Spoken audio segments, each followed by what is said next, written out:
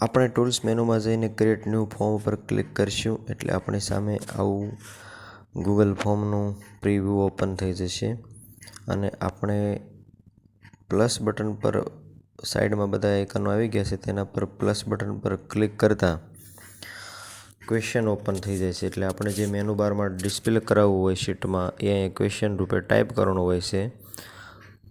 આપણે જીપીએફનું એક શીટ બનાવવા જઈ રહ્યા છીએ તો આપણે જીપીએફ નંબર એમ્પ્લોયનો લઈ લઈશું. પછી એનો જે રિપ્લાય આપવો હોય તે આપણે અહીંયા સિલેક્ટ કરવાનો હોય છે. શોર્ટ આન્સર આપવો છે, નંબર આપવો છે કે શું આપવો છે. તો આપણે અહીંયા જે સ્લાઇડ ઓપન થાય છે એમાંથી આપણે સિલેક્ટ કર્યું છે. By default short answer text સ્વરૂપે આવી જતું હોય છે, પણ એમાં રિસ્પોન્સમાં રિક્વાયર્ડ ક્વેશ્ચન આપણે એડ કરી દીધું છે એટલે આ ક્વેશ્ચન જીપીએફ નંબર ફરજિયાત જ જ્યાં સુધી ડિટેલ ભરશે નહીં ત્યાં સુધી આગળ જશે નહીં, એટલે રિક્વાયર્ડ ક્વેશ્ચન કરી દીધું છે. અને જોઈ શકો છો તમે નંબરનું આવી ગયું છે.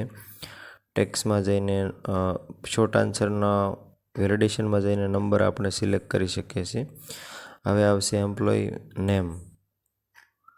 Employ નેમમાં short answer text. પછી મિત્રો આના ક્વેશ્ચનને કોપી કરીને બી આપણે ઝડપથી નીચે વારંવાર એડિટ કરવું પડતું નથી, કોપી કરીને પણ લઈ શકીએ છીએ. હવે આવ્યું છે ડેઝિગ્નેશન. આપણે લખીશું ડેઝિગ્નેશન,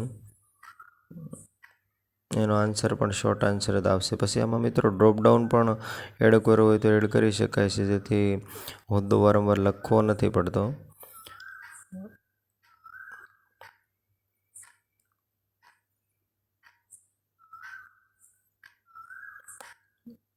મિત્રો આપણે 3 ક્વેશ્ચન એડ કરી દીધા છે ઓલરેડી.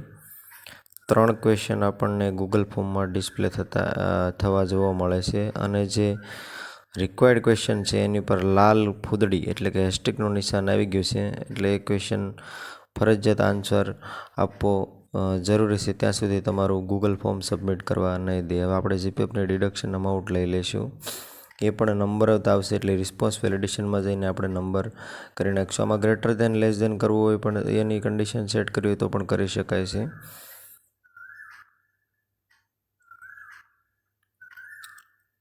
તો મિત્રો આપણું આ ગૂગલ ફોર્મ બનીને તૈયાર થઈ ગયું છે. આપણે ઉપર પબ્લિશનું બટન આવે છે તેના પર પબ્લિશ કરવાથી આવું પ્રિવ્યૂ ઓપન